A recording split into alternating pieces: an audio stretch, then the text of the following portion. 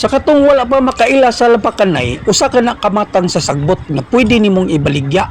Og dinhi kini nimo makita dinhi sa mga basakan. Og tanawan ni ining dako nga area dinhi kini kuhaa. Og kuyugi ko ninyo og akong ipakita og giunsa pagtrabaho kining akong suod nga amigo nga ginganlan og Floro. O tanawan ninyo guys, mao ni si Floro. Manis Floro.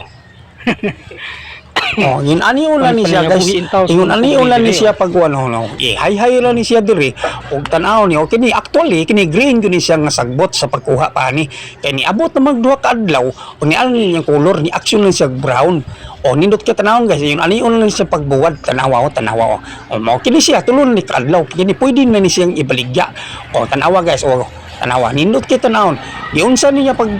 pagbuhat o nawaw kini gipabarog iya pang gilaray dinot kin tan-aon kini guys actually kini siya ihapla unta ni pero karon nga panahon na kay naa magbuuwan kay kaliuwan na iya na ning gipabarog kay ang kini nga dahon nga klase og mababad nimo ni si tubig dali lang ni siya mulago mao ni nga iyang pabarog aron mo drain lang siya ang tubig or uwan o tanawa guys o kini atong panitan og unsaon na niya paghimo kay iya maning banganon kay para maning baligya o kini guys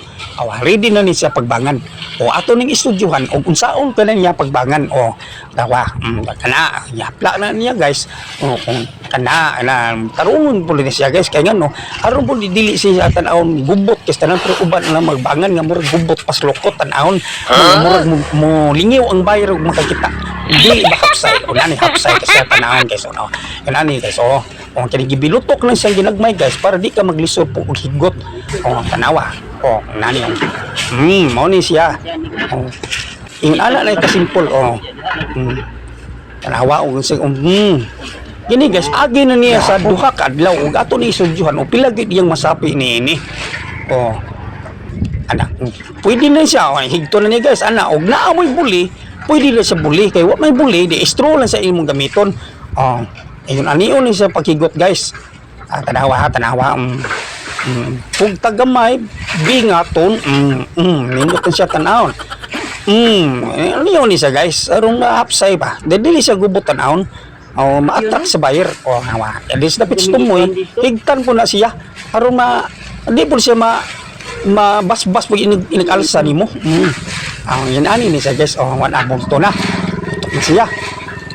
timbang na siya guys bana na to ani guys naani sa mga 20 ka kilo naswito naman ta ani mga 21 ka kilo kauma na siya guys yan pabarog sa kilid butang siya na diha kay magbangan na po siya kanang usab